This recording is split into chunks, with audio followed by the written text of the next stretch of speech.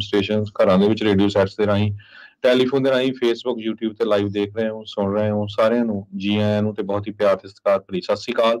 ਸਰੋਤਿਓ, ਅੱਜ ਅਕਤੂਬਰ ਦੀ 6 ਤਰੀਕ ਆ, ਦਿਨ ਸ਼ੁੱਕਰਵਾਰ ਆ। ਤੁਹਾਡੇ ਲਈ ਸਵੇਰ ਦਾ ਅਪਡੇਟ ਅਮਰੀਕਾ ਪ੍ਰੋਗਰਾਮ ਲੈ ਕੇ ਹਾਜ਼ਰ ਹੋਏ ਆ। ਸਾਡੇ ਅੱਜ ਦੇ ਪ੍ਰੋਗਰਾਮ ਨੂੰ ਸਪਾਂਸਰ ਕਰਦੇ ਨੇ ਖਾਲਸਾ ਇੰਸ਼ੋਰੈਂਸ ਏਜੰਸੀ, ਜਿਨ੍ਹਾਂ ਦੇ ਕੋਲੋਂ ਹਰ ਇੱਕ ਤਰੀਕੇ ਦੀ ਇੰਸ਼ੋਰੈਂਸ ਕਰਵਾ ਸਕਦੇ ਹੋ। ਇੰਸ਼ੋਰੈਂਸ ਬਾਰੇ ਪਤਾ ਕਰਨ ਲਈ ਕਾਲ ਕਰ ਸਕਦੇ ਹੋ 408-272-2500 ਦੇ ਉੱਤੇ। ਕਵਰ ਕੈਲੀਫੋਰਨੀਆ ਹੈਲਥ ਇੰਸ਼ੋਰੈਂਸ ਦੇ ਰੀਨਿਊਅਲਸ ਦਾ ਵਕਤ ਚੱਲ ਰਿਹਾ। ਜੇ ਤੁਸੀਂ ਵੀ ਆਪਣੇ ਹੈਲਥ ਕੇਅਰ ਪਲਾਨਸ ਦੇ ਵਿੱਚ ਚੇਂਜਸ ਕਰਵਾਉਣਾ ਚਾਹੁੰਦੇ ਹੋ ਜਾਂ ਪਲਾਨ ਚੇਂਜ ਕਰਵਾਉਣਾ ਆ, ਫੈਮਿਲੀ ਦੇ ਵਿੱਚ ਚੇਂਜਸ ਆਏ ਆ ਅਤੇ ਉਸ ਦੇ ਸੰਬੰਧਿਤ ਜਾਂ ਇਨਕਮ ਦੇ ਵਿੱਚ ਚੇਂਜਸ ਨੇ, ਤਾਂ ਤੁਸੀਂ ਪਲਾਨ ਚੇਂਜ ਕਰਵਾ ਸਕਦੇ ਹੋ। ਜਾਂ ਹੋਰ ਜਾਣਕਾਰੀ ਲੈਣੀ ਹੋਵੇ ਤਾਂ ਕਾਲ ਕਰੋ ਖਾਲਸਾ ਇੰਸ਼ੋਰੈਂਸ ਏਜੰਸੀ 408-272-2500। ਟਿਰਕੇਨਾ ਇਮੀਗ੍ਰੇਸ਼ਨ ਲਾ ਫਰਮ, US ਇਮੀਗ੍ਰੇਸ਼ਨ ਦਾ ਹੋਵੇ ਕਿਸੇ ਵੀ ਤਰੀਕੇ ਦਾ ਕੰਮ, ਕਾਲ ਅਟਰਨੀ ਜੇ ਟਿਰਕੇਨਾ 415-909-0503। Manjeet Singh Kular, Avtar Singh Manzil, Satnam Singh Globus, Satnam Singh, Amarjit Singh Dosanjh, Sunny Parewal university, Lakhvir Singh Samra Texas, Harnek Singh Pawla Renton Washington, H&M oil Ontario California, Harjit Singh Lathrop Antelope truck stop Burns Wyoming, Gurmel Singh Balbir Bassi Elk Grove, Karnail Singh Randhawa Turlock, Gurnek Singh Bagri Fresno ਤੇ Grewal travel services Yuba city, ਜਿਨ੍ਹਾਂ ਤੋਂ ਤੁਸੀਂ tax, payroll, passport, OCI, visa ਤੇ ਹੋਰ ਸੇਵਾਵਾਂ ਲੈ ਸਕਦੇ ਹੋ। ਇਹਨਾਂ ਸੇਵਾਵਾਂ ਦੇ ਲਈ ਕਾਲ 5307517605। ਇਹਨਾਂ ਸਾਰਿਆਂ ਦਾ ਧੰਨਵਾਦ। ਜੇਕਰ ਤੁਸੀਂ ਵੀ ਇਸ ਪ੍ਰੋਗਰਾਮ ਨੂੰ ਸਪਾਂਸਰ ਕਰਨਾ ਚਾਹੁੰਦੇ ਹੋ, ਸੰਪਰਕ ਕਰ ਸਕਦੇ ਹੋ ਨੰਬਰ 408-722-7698। ਜੀ, ਅੱਜ ਦੀਆਂ ਖਬਰਾਂ ਵੱਲ ਆਈਏ ਤੇ ਇੰਡੀਆ ਨੇ ਕਿਹਾ ਆ ਵੀ ਜੋ ਕੈਨੇਡਾ ਆ ਉਸ ਦੇ ਬਾਰੇ ਜੋ ਉਹਨਾਂ ਨੇ ਸਟੇਟਮੈਂਟ ਜਾਰੀ ਕੀਤੀ ਸੀ ਵੀ ਉਹਨਾਂ ਦੇ ਜਿਹੜੇ ਡਿਪਲੋਮੈਟ ਆ ਉਹਨਾਂ ਨੂੰ 41 ਜਾਣਿਆਂ ਨੂੰ ਉੱਥੋਂ ਬਾਹਰ ਕੱਢਣ ਲਈ ਕਿਹਾ ਗਿਆ। ਉਹ ਕਹਿੰਦੇ ਵੀ ਅਸੀਂ ਉਸ ਸਟੇਟਮੈਂਟ ਦੇ ਉੱਤੇ ਪੱਕੇ ਹੈਗੇ ਆ। ਸੋ ਇਹ ਚੇਂਜ ਨਹੀਂ ਹੋਣ ਜਾ ਰਹੀ। ਇੰਡੀਆ ਦੇ ਐਕਸਟਰਨਲ ਅਫੇਅਰ ਮਿਨਿਸਟਰੀ ਦੇ ਸਪੋਕਸਪਰਸਨ ਅਰਿੰਦਮ ਬਾਗਚੀ ਉਹਨਾਂ ਨੇ ਪ੍ਰੈਸ ਕਾਨਫਰੰਸ ਦੇ ਵਿੱਚ ਦੱਸਿਆ ਹੈਗਾ। ਸੋ ਟੋਟਲ ਇਸ ਟਾਈਮ 62 ਦੇ ਕਰੀਬ ਡਿਪਲੋਮੈਟਸ ਆ ਕੈਨੇਡਾ ਦੇ ਇੰਡੀਆ ਦੇ ਵਿੱਚ, ਤੇ ਉਹਨਾਂ ਨੂੰ ਘਟਾ ਕੇ 41 ਕੀਤਾ ਗਿਆ ਹੈਗਾ ਆ। ਤੇ ਵਿਜ਼ਟਰ ਵੀਜ਼ਾ ਵੀ ਕੈਨੇਡੀਅਨਸ ਦੇ ਲਈ ਉਹਨਾਂ ਨੇ ਇੰਡੀਆ ਵਾਲਿਆਂ ਨੇ ਕੈਂਸਲ ਕੀਤਾ ਹੋਇਆ ਆ। ਪਰ ਕੈਨੇਡੀਅਨ ਪ੍ਰਾਈਮ ਮਿਨਿਸਟਰ ਕਹਿੰਦੇ ਜਸਟਿਨ ਟਰੂਡੋ ਹਜੇ ਤੱਕ ਸ਼ਾਂਤ ਹੈਗੇ ਆ ਤੇ ਉਹ ਕਿਸੇ ਤਰ੍ਹਾਂ ਦੀ ਜਿਹੜੀ ਡਿਪਲੋਮੈਟਿਕ ਕਲੈਸ਼ ਆ ਤੇ ਉਹਦੇ ਵਿੱਚ ਨਹੀਂ ਜਾ ਰਿਹਾ। ਤੇ ਉਹਨਾਂ ਨੇ ਸਟੇਟਮੈਂਟ ਵੀ ਜਾਰੀ ਕੀਤੀ ਸੀ ਵੀ ਅਸੀਂ ਇਸ ਮੁੱਦੇ ਨੂੰ ਪ੍ਰਵੋਕ ਜਾਂ ਐਸਕਾਲੇਟ ਨਹੀਂ ਕਰਨਾ ਚਾਹੁੰਦੇ ਹੈਗੇ। ਸਟੋਰੀ ਤੁਹਾਨੂੰ ਸਾਰਿਆਂ ਨੂੰ ਪਤਾ ਹੀ ਆ ਵੀ ਹਰਦੀਪ ਸਿੰਘ ਨਿੱਜਰ ਉਹਨਾਂ ਦੇ ਕਤਲ ਤੋਂ ਬਾਅਦ ਕਿਸ ਤਰ੍ਹਾਂ ਜਿਹੜੀ ਇਹ ਚੱਲੀ ਹੈਗੀ ਆ।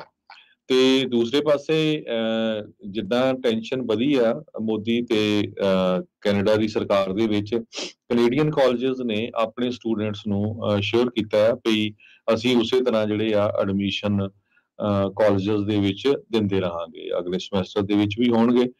ਪਰ ਜੇ ਡਿਪਲੋਮੈਟ ਸਟਾਫ ਘਟਾਏ ਗਏ ਤਾਂ ਨੈਚੁਰਲੀ ਜਿਹੜੇ ਵੀਜ਼ੇ ਆ ਉਹ ਬਹੁਤ ਸਲੋ ਹੋ ਜਾਊਗੇ। ਕਹਿੰਦੇ ਵੀ 40% ਜੋ ਸਟੱਡੀ ਪਰਮਿਟ ਹੋਲਡਰਸ ਹੈਗੇ ਆ ਉਹ ਇੰਡੀਆ ਤੋਂ ਹੈਗੇ ਆ। $20 ਬਿਲੀਅਨ ਜੋ ਕੈਨੇਡਾ ਦੇ ਵਿੱਚ ਕੈਨੇਡਾ ਦੀ ਇਕੋਨਮੀ ਨੂੰ ਇਹ ਕੰਟਰੀਬਿਊਟ ਕਰਦੇ ਹੈਗੇ ਆ।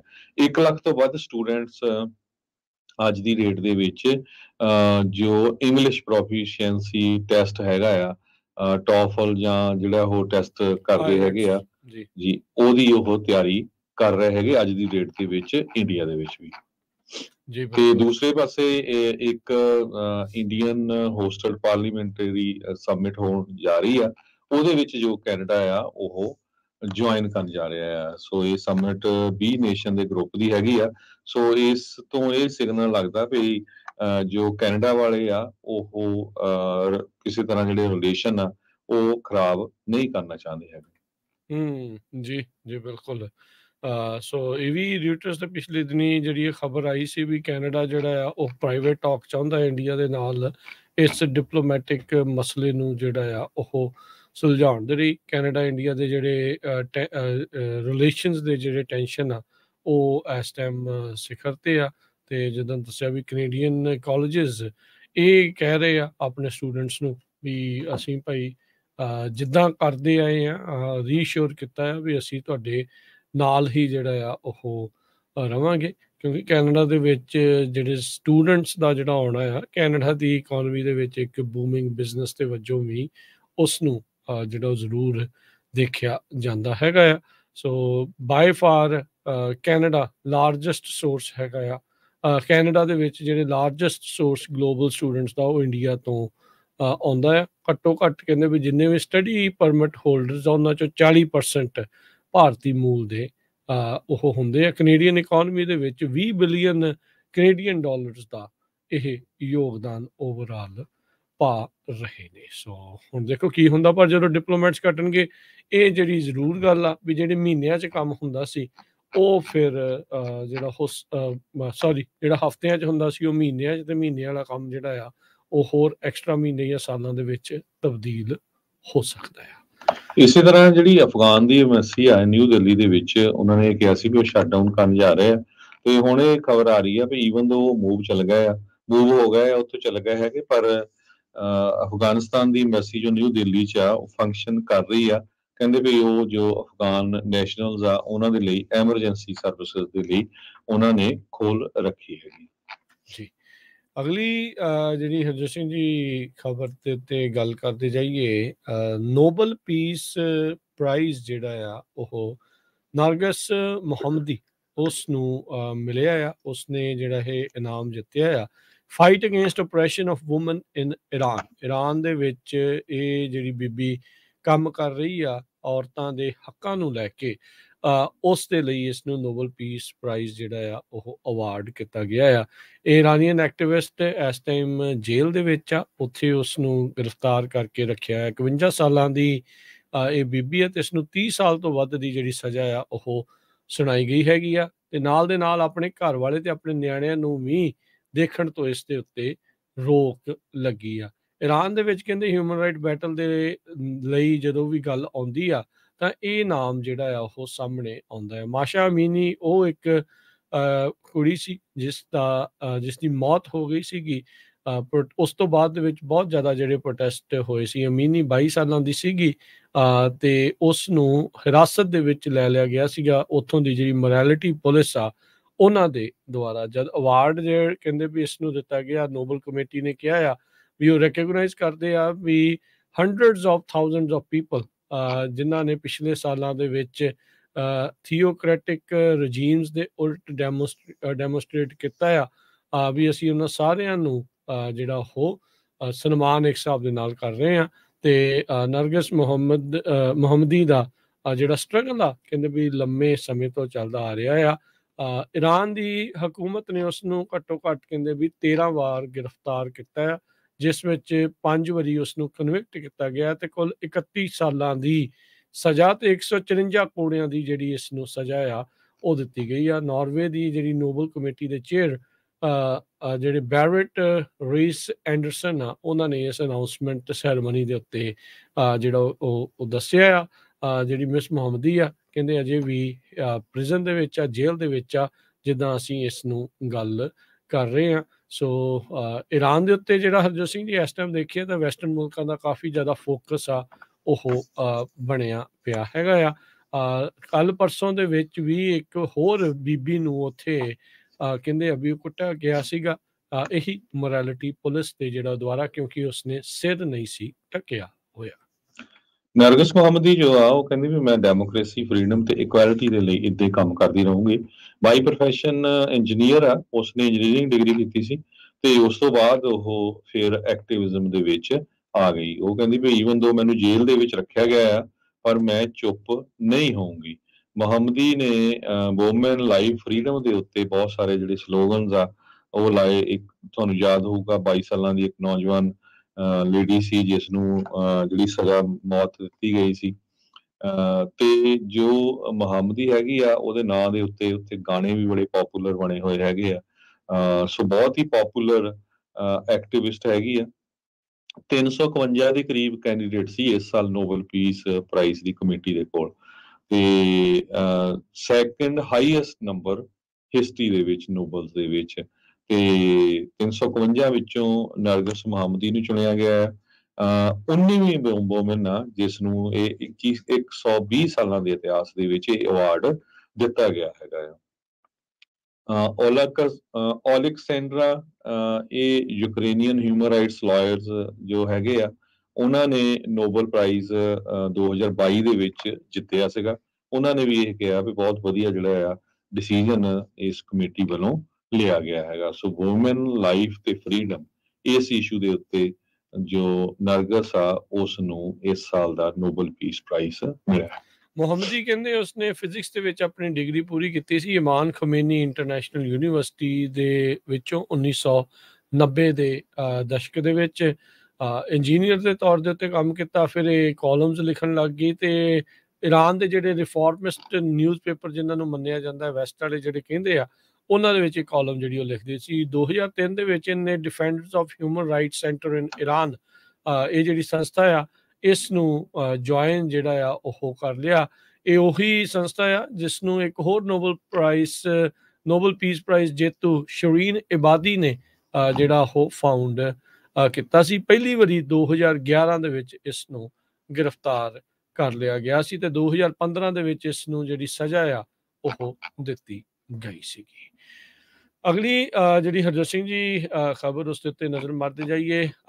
ਅਮਰੀਕਾ ਦੇ ਵਿੱਚ ਹਾਊਸ ਦੇ ਸਪੀਕਰ ਦਾ ਜਿਹੜਾ ਰੌਲਾ ਆ ਉਹ ਪਤਾ ਨਹੀਂ ਕਦੋਂ ਸੁਲਝੂਗਾ। ਕੈਵਿਨ ਮਕਾਰਥੀ ਉਹਨਾਂ ਨੂੰ ਫਾਇਰ ਕਰ ਦਿੱਤਾ ਗਿਆ ਸੀ, ਉਹਨਾਂ ਦੇ ਆਪਣੇ ਹੀ ਜਿਹੜੇ ਪਾਰਟੀ ਦੇ ਮੈਂਬਰਸ ਦੇ ਦੁਆਰਾ ਉਹ ਜਿਹੜਾ ਮੋਸ਼ਨ ਲਿਆਂਦਾ ਗਿਆ ਸੀ ਤੇ ਹੁਣ ਜਿਮ ਜਾਰਡਨ ਨੂੰ ਜਿਹੜਾ ਸਹਾਇਤਾ ਆ ਕਹਿ ਲਓ ਵੀ ਮਿਲ ਰਹੀ ਆ ਸਾਬਕਾ ਰਾਸ਼ਟਰਪਤੀ ਟਰੰਪ ਹੋਣਾ ਨੇ ਐਂਡੋਰਸ ਕੀਤਾ ਹੈ ਜਿਮ ਜਾਰਡਨ ਨੂੰ। ਜਿਮ ਜਾਰਡਨ ਕਾਫੀ ਹੱਦ ਤੱਕ ਟਰੰਪ ਹੋਣਾ ਦੇ ਨਾਲ ਮਿਲ ਕੇ ਜਿਹੜੇ ਉਹ ਚੱਲੇ ਆ।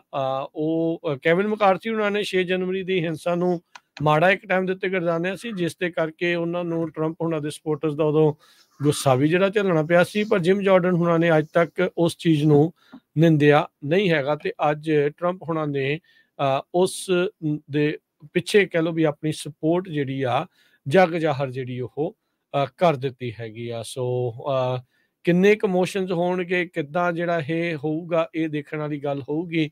ਫਰੀडम ਕਾਕਸ ਤੇ ਨਾਲ ਦੇ ਨਾਲ ਜਿਹੜੇ ਬਾਕੀ ਦੇ ਰਿਪਬਲਿਕਨ ਲਾਅ ਮੇਕਰਸ ਆ, ਕੀ ਜਿਮ ਜਾਰਡਨ ਦੀ ਸਪੀਕਰਸ਼ਿਪ ਨੂੰ ਪ੍ਰਵਾਨ ਕਰਦੇ ਆ ਜਾਂ ਨਹੀਂ, ਇਹ ਦੇਖਣ ਵਾਲੀ ਗੱਲ ਹੋਊਗੀ। ਉਹ ਲੱਗਦਾ ਤਾਂ ਇੱਕ ਟਾਈਮ ਤੇ ਇਹ ਵੀ ਨਹੀਂ ਸੀਗਾ ਵੀ ਕੈਵਿਨ ਮਕਾਰਥੀ ਉਹਨਾਂ ਨੂੰ ਬਾਹਰ ਦਾ ਰਸਤਾ ਦਿਖਾਇਆ ਜਾ ਸਕਦਾ ਤੇ ਪਹਿਲੀ ਵੋਟ ਦੇ ਵਿੱਚ ਹੀ ਜਿਹੜੇ ਉਹ ਬਾਹਰ ਹੋ ਜਾਣਗੇ, ਪਰ ਇਦਾਂ ਹੋਇਆ ਤੇ ਜਿਮ ਜਾਰਡਨ, ਸਕੈਲੀਜ਼, ਕੈਵਿਨ ਹਰਨ, ਇਹ ਜਿਹੜੇ ਕੁਛ 3 ਨਾਮ ਜਿਹੜੇ ਇਸ ਟਾਈਮ ਜ਼ਿਆਦਾ ਜਿਹੜੇ ਉਹ ਸਾਹਮਣੇ ਆ ਰਹੇ ਹੈਗੇ ਆ ਵੀ ਇਹ ਸਪੀਕਰਸ਼ਿਪ ਦੇ ਲਈ ਅੱਗੇ ਹੋਣਗੇ। ਕਦੋਂ ਪਹਿਲੀ ਦੀ ਇਸ ਦੇ ਉੱਤੇ ਵੋਟ ਹੋਊਗੀ ਇਹ ਆਉਣ ਵਾਲੇ ਸਮੇਂ ਦੇ ਵਿੱਚ ਦੇਖਣਾ ਹੋਊਗਾ। ਜਿਮ ਜਾਰਡਨ ਜਿਹੜੇ ਆ ਉਹ ਬਹੁਤ ਸਾਰੀਆਂ ਜਿਹੜੀਆਂ ਕਮੇਟੀਜ਼ ਦੇ ਵਿੱਚ ਅੱਗੇ ਚੱਲ ਰਹੇ ਆ, ਜਿਹੜੀ ਇੰਪੀਚਮੈਂਟ ਇਨਕੁਆਇਰੀਜ਼ ਆ ਤੇ ਹੋਰ ਹੰਟਰ ਬਾਈਡਨ ਦੇ ਜਿਹੜੇ ਮਸਲੇ ਆ, ਇਸ ਮੁੱਦੇ ਦੇ ਉੱਤੇ ਜਿਹੜੇ ਜਿਮ ਜਾਰਡਨ ਆ ਉਹਨਾਂ ਦੇ ਅਕਸਰ ਬਿਆਨ ਜਿਹੜੇ ਆ ਉਹ ਆਉਂਦੇ ਹੀ ਰਹਿੰਦੇ ਨੇ। ਅਗਲੀ ਖਬਰ ਚਲੀਏ। ਪ੍ਰੈਜ਼ੀਡੈਂਟ ਜੋ ਬਾਈਡਨ ਹੋਣਾ ਨੇ ਇਹ ਕਿਹਾ ਵੀ ਪ੍ਰੈਜ਼ੀਡੈਂਟ ਟਰੰਪ ਹੋਣਾ ਦੇ ਟਾਈਮ ਦੇ ਜੋ ਫੰਡਸ ਬਾਰਡਰ ਵਾਲ ਦੇ ਬਣਾਉਣ ਦੇ ਰੱਖੇ ਹੋਏ ਸੀ ਉਹਨਾਂ ਨੂੰ ਯੂਜ਼ ਕੀਤਾ ਜਾਊਗਾ। ਜਦੋਂ ਉਹਨਾਂ ਨੂੰ ਪੁੱਛਿਆ ਗਿਆ ਵੀ ਇਦਾਂ ਦੇ ਵੈਰੀਅਰ ਕੰਮ ਕਰਦੇ ਆ ਤੇ ਉਹਨਾਂ ਨੇ ਨਾਂ ਦੇ ਵਿੱਚ ਹੀ ਜਵਾਬ ਦਿੱਤਾ ਹੈਗਾ। ਬਾਈਡਨ ਐਡਮਿਨਿਸਟ੍ਰੇਸ਼ਨ 20 ਮੀਲ ਲੰਮੀ ਇੱਕ ਕੰਧ ਬਣਾਉਣ ਜਾ ਰਿਹਾ ਬਾਰਡਰ ਦੇ ਉੱਤੇ, ਕਿਉਂਕਿ ਪਿਛਲੇ 2 ਸਾਲਾਂ ਦੇ ਵਿੱਚ ਹਜ਼ਾਰਾਂ ਦੀ ਗਿਣਤੀ ਦੇ ਵਿੱਚ ਲੋਕ ਬਾਰਡਰ ਕ੍ਰਾਸ ਕਰਕੇ ਆਏ ਆ। ਸੋ ਫਾਈਨਲੀ ਇਹਨਾਂ ਨੂੰ ਹੁਣ ਲੱਗਿਆ ਵੀ ਨਹੀਂ, ਸਾਨੂੰ ਜਿਹੜੀ ਵਾਲ ਆ ਇਹ ਬਣਾਉਣੀ ਚਾਹੀਦੀ ਹੈਗੀ ਆ। ਤੇ ਪ੍ਰੈਜ਼ੀਡੈਂਟ ਬਾਈਡਨ ਹੁਣੀ ਇਹ ਕਹਿੰਦੇ ਆ ਵੀ ਜੋ ਮਨੀ ਸੀ ਇਹ ਬਾਰਡਰ ਵਾਲ ਦੇ ਲਈ ਸੀ, ਸੋ ਇਹ ਆਪਾਂ ਯੂਜ਼ ਕਰ ਸਕਦੇ ਹਾਂ ਤੇ ਮੈਂ ਇਸ ਨੂੰ ਸਟਾਪ ਨਹੀਂ ਕਰ ਸਕਦਾ ਹੈਗਾ। ਦੂਸਰੇ ਪਾਸੇ ਪ੍ਰੈਜ਼ੀਡੈਂਟ ਬਾਈਡਨ ਉਹਨਾਂ ਦੇ ਜੋ ਐਲਾਈਜ਼ ਆ ਉਹਨਾਂ ਨੇ ਬਹੁਤ ਜ਼ਿਆਦਾ ਜਿਹੜਾ ਆ ਉਹਨਾਂ ਦੇ ਨਾਲ ਨਾਰਾਜ਼ਗੀ ਪ੍ਰਗਟਾਈ ਹੈਗੀ ਆ ਜਦੋਂ ਤੋਂ ਹੀ ਇਹ ਉਹਨਾਂ ਨੇ ਬਾਰਡਰ ਵਾਲ ਦਾ ਬੰਬ ਸ਼ੈਲ ਛੱਡਿਆ ਹੈਗਾ ਆ। ਕੈਪੀਟਲ ਦੇ ਉੱਤੇ ਕਾਂਗਰੈਸ਼ਨਲ ਹਿਸਪੈਨਿਕ ਕਾਕਸ ਦੇ ਮੈਂਬਰਸ ਤੇ ਇਮੀਗ੍ਰੇਸ਼ਨ ਐਡਵੋਕੇਟਸ ਉਹਨਾਂ ਨੇ ਇਹ ਕਿਹਾ ਵੀ ਇਹ ਤਾਂ ਟੋਟਲੀ ਜਿਹੜੇ ਤੁਹਾਡਾ ਡਿਸੀਜਨ ਆ ਉਸ ਦੇ ਉਲਟ ਆ ਜੋ ਪ੍ਰੈਜ਼ੀਡੈਂਟ ਟਰੰਪ ਹੁਣੀ ਕਰ ਰਹੇ ਸੀ ਉਸ ਟਾਈਮ ਦੇ ਉੱਤੇ। ਤੇ ਉਸ ਟਾਈਮ ਦੇ ਉੱਤੇ ਤੁਸੀਂ ਕਹਿੰਦੇ ਸੀ ਵੀ ਨਹੀਂ ਕੋਈ ਵਾਲ ਨਹੀਂ ਹੋਣੀ ਚਾਹੀਦੀ, ਉਹਨਾਂ ਦੀਆਂ ਖੁਦ ਸਟੇਟਮੈਂਟਾਂ ਆ ਨੋ ਵਾਲਸ, ਤੇ ਇਹ ਵਾਲਸ ਨੂੰ ਢਾਹ ਵੀ ਦਿੱਤਾ ਜਾਊਗਾ, ਪਰ ਹੁਣ ਤੁਸੀਂ ਉਹੀ ਕੁਛ ਕਰ ਰਹੇ ਹੋ। ਇਸੇ ਤਰ੍ਹਾਂ ਅਲੈਗਜ਼ੈਂਡਰੀਆ ਕਾਰਟੇਜ ਜੋ ਕਾਂਗਰਸ ਵੂਮਨ ਹੈਗੀ ਆ ਨਿਊਯਾਰਕ ਤੋਂ, ਉਹਨਾਂ ਨੇ ਇਹ ਕਿਹਾ ਵੀ ਜਿਹੜੇ ਤੁਸੀਂ ਜਹਾਜ਼ ਤਿਆਰ ਕਰ ਲਿਆ ਵੀ ਵੈਨਜ਼ੂਏਲਾ ਨੂੰ ਵਾਪਸ ਲੋਕਾਂ ਨੂੰ ਭੇਜਣਾ ਆ, ਉਹ ਵੀ ਇੱਕ ਤਰ੍ਹਾਂ ਦੇ ਨਾਲ ਸੇਮ ਹੀ ਸਟੈਂਡ ਆ ਜੋ ਪ੍ਰੈਜ਼ੀਡੈਂਟ ਡੋਨਲਡ ਟਰੰਪ ਉਹਨਾਂ ਦਾ ਸੀ। ਸੋ ਇਸ ਇਸ਼ੂ ਨੂੰ ਲੈ ਕੇ ਕਾਫੀ ਜ਼ਿਆਦਾ ਜਿਹੜਾ ਵਿਰੋਧ ਆ ਉਹ ਪ੍ਰੈਜ਼ੀਡੈਂਟ ਜੋ ਬਾਈਡਨ ਉਹਨਾਂ ਦਾ ਹੋ ਰਿਹਾ ਹੈਗਾ। ਬਿਲਕੁਲ ਜੀ, ਹਿਪੋਕ੍ਰੇਸੀ ਐਟ ਇਟਸ ਪੀਕ ਜਿਹੜੀ ਕਹਿ ਲਓ ਵੀ ਉਹ ਆਪਾਂ ਨੂੰ ਦੇਖਣ ਨੂੰ ਮਿਲਦੀ ਆ। ਕਹਿੰਦੇ ਕੁਛ ਹੋਰ ਆ, ਕਰਦੇ ਕੁਛ ਹੋਰ ਆ। ਇੱਥੋਂ ਤੱਕ ਕਿ ਜਿਹੜੇ ਜਿੱਦਾਂ ਤੁਸੀਂ ਦੱਸਿਆ ਵੀ ਬਾਈਡਨ ਹੋਣਾ ਦੇ ਜਿਹੜੇ ਐਲਾਈਜ਼ ਆ ਉਹਨਾਂ ਦੇ ਸਾਥੀ ਵੀ ਇਸ ਨੂੰ ਸੁਣ ਕੇ ਜਿਹੜੇ ਆ ਭੌਚੱਕੇ ਜਿਹੜੇ ਉਹ ਰਹਿ ਗਏ ਆ। ਵੈਨੇਜ਼ੁਏਲਾ ਨੂੰ ਡੈਪੂਟੇਸ਼ਨ ਫਲਾਈਟਸ ਚਾਲੂ ਹੋਣੀਆਂ, ਬਾਰਡਰ ਵਾਲ ਬਣਨੀ ਸ਼ੁਰੂ ਹੋ ਜਾਣੀ ਆ। ਸੋ ਹੁਣ ਦੇਖੋ ਅੱਗੇ ਕੀ ਬਣਦਾ ਆ, ਪਰ ਪ੍ਰੈਸ਼ਰ ਬਹੁਤ ਜ਼ਿਆਦਾ ਸੀ ਇਹਨਾਂ ਦੇ ਉੱਤੇ ਜਿੰਨਾ ਇਨਫਲਕਸ ਆ ਰਿਹਾ ਹੈਗਾ। ਇਹੀ ਚੀਜ਼ ਤਾਂ ਟਰੰਪ ਹੋਣੀ ਉਦੋਂ ਕਹਿੰਦੇ ਰਹੇ, ਉਦੋਂ ਕਹਿੰਦੇ ਨਹੀਂ ਨਹੀਂ ਜੀ ਇਦਾਂ ਦੀ ਕੋਈ ਗੱਲ ਨਹੀਂ ਆ, ਤੇ ਹੁਣ ਆਪ ਵੀ ਜਿਹੜਾ ਇਵੈਂਚੁਅਲੀ ਉਹੀ ਚੀਜ਼ ਕਰਨ ਦੇ ਵਿੱਚ ਲੱਗੇ ਹੋਏ ਆ, ਜਿਸ ਨੂੰ ਉਹ ਨਕਾਰਦੇ ਰਹੇ। ਅੱਜ ਉਸੇ ਨੂੰ ਇਹ ਅਪਣਾ ਕੇ ਜਿਹੜਾ ਉਹ ਅੱਗੇ ਵੱਧ ਰਹੇ ਆ। ਸੋ ਆਪਾਂ ਪਹਿਲਾਂ ਵੀ ਕਹਿੰਦੇ ਰਹੇ ਵੀ ਭਾਈ ਪੋਲੀਟੀਸ਼ੀਅਨ ਕਿਸੇ ਦੇ ਮਿੱਤ ਨਹੀਂ ਹੁੰਦੇ। ਇਹਨਾਂ ਨੇ ਮੌਕਿਆਂ ਦੇ ਹਿਸਾਬ ਦੇ ਨਾਲ ਆਪੋ ਆਪਣੀ ਜਿਹੜੀਆਂ ਪਾਲਿਸੀਜ਼ ਆ ਉਸੇ ਨੂੰ ਹੀ ਚੰਗਾ ਤੇ ਉਸੇ ਨੂੰ ਹੀ ਜਿਹੜਾ ਉਹ ਮਾੜਾ ਜਿਹੜਾ ਉਹ ਕਰ ਦੇਣਾ ਆ। ਇੱਕ ਪਾਸੇ ਹੁਣ ਦੇਖੋ ਵੀ ਵੈਨੇਜ਼ੁਏਲੀਅਨ ਨੂੰ ਜਿਹੜੇ ਆ ਉਹਨਾਂ ਨੂੰ ਟੈਂਪਰੇਰੀ ਪ੍ਰੋਟੈਕਟਿਡ ਸਟੇਟਸ ਦੇ ਰਹੇ ਆ। ਦੂਜੇ ਪਾਸੇ ਫਲਾਈਟਾਂ ਜਿਹੜੀਆਂ ਉਹ ਰੈਡੀ ਹੋ ਰਹੀਆਂ ਆ ਵੀ ਡੈਪੂਟੇਸ਼ਨ ਫਲਾਈਟਸ ਆ, ਉਹਨਾਂ ਨੂੰ ਉਹਨਾਂ ਨੇ ਮੁੜ ਦੁਬਾਰਾ ਜਿਹੜਾ ਉਹ ਚਾਲੂ ਕਰ ਦੇਣਾ ਹੈ। 26 ਦੇ ਕਰੀਬ ਜਿਹੜੇ ਲਾਜ਼ ਆ ਉਹਨਾਂ ਨੂੰ ਇੱਕਦਮ ਬ੍ਰੇਕ ਕੀਤਾ ਗਿਆ ਹੈ। ਸੋ ਇਸ ਸੰਬੰਧ ਦੇ ਵਿੱਚ ਪ੍ਰੈਜ਼ੀਡੈਂਟ ਡੋਨਲਡ ਟਰੰਪ ਉਹਨਾਂ ਨੇ ਕਿਹਾ ਵੀ ਕਰੋਕਟ ਜੋ ਬਾਈਡਨ ਨੇ ਹਰ ਇੱਕ এনवायरमेंटल ਲਾ ਨੂੰ ਜੋ ਬੁੱਕ ਦੇ ਉੱਤੇ ਆ ਉਹਨੂੰ ਤੋੜਿਆ ਹੈਗਾ। ਕਹਿੰਦੇ ਵੀ ਮੈਂ 560 ਮੀਲ ਲੰਮੀ ਕੰਧ ਬਣਾਈ ਸੀ ਜੋ ਇਹਨਾਂ ਨੇ 450 ਮੀਲ ਦੱਸਿਆ ਬਾਅਦ ਦੇ ਵਿੱਚ ਬਿਊਟੀਫੁਲ ਬਾਰਡਰ ਵਾਲ। ਇਹ ਪ੍ਰੈਜ਼ੀਡੈਂਟ ਡੋਨਲਡ ਟਰੰਪ ਉਹਨਾਂ ਨੇ ਆਪਣਾ ਜੋ ਟਰੂਥ ਸੋਸ਼ਲ ਉਹਨਾਂ ਦਾ ਜੋ ਸੋਸ਼ਲ ਨੈਟਵਰਕ ਹੈਗਾ ਉਹਦੇ ਉੱਤੇ ਲਿਖਿਆ। ਇਹ ਨਹੀਂ ਆ ਵੀ ਇਹਨਾਂ ਦੋਨਾਂ 'ਚ ਕੋਈ ਦੁੱਧ ਧੋਤਾ ਆ, ਸਾਰੇ ਇੱਕੋ ਜਿਹੇ ਹੀ ਆ। ਉਹਨਾਂ ਦੀ ਵਾਲ ਦੀਆਂ ਵੀ ਆਪਾਂ ਇਹੀ ਸੇਮ ਹੀ ਆ ਜਿਹੜੀ ਹੁਣ ਬਣਨੀ ਆ ਤੇ ਜਿਹੜੀ ਪਹਿਲੋਂ ਬਣੀ ਆ। ਵਿੱਚੋਂ ਲੋਕ ਜਿਹੜੇ ਉਹ ਓਦਾਂ ਹੀ ਜਿਹੜੇ ਲੰਘ ਜਾਂਦੇ ਸੀ, ਪੌੜੀ ਲਾ ਕੇ ਆਸਾਨੀ ਨਾਲ ਜਿਹੜਾ ਉਹ ਟੱਪ ਜਾਂਦੇ ਸੀ। ਇਸੇ ਕਰਕੇ ਕਈ ਲੋਕ ਕਹਿੰਦੇ ਯਾਰ ਜਦੋਂ ਇਹਦਾ ਫਾਇਦਾ ਫੂਦਾ ਕੋਈ ਨਹੀਂ ਆ ਤਾਂ ਜ਼ਰੂਰੀ ਸਾਡੇ ਡਾਲਰ ਜਿਹੜੇ ਉਹ ਖਰਾਬ ਕਰਨੇ ਆ, ਕੀ ਉਹਦਾ ਜਿਹੜਾ ਉਹ ਫਾਇਦਾ ਹੈ ਉਹ ਹੋਰ ਰਿਸੋਰਸਿਸ ਤੇ ਜਿਹੜੇ ਉਹ ਲਾਉਣੇ ਚਾਹੀਦੇ ਆ। ਪਰ ਦੇਖੋ ਇਹ ਹੁਣ ਵੋਟਾਂ ਆ ਰਹੀਆਂ, ਇਹਨਾਂ ਨੇ ਦਿਖਾਉਣਾ ਵੀ ਬਹੁਤ ਕੁਛ ਆ।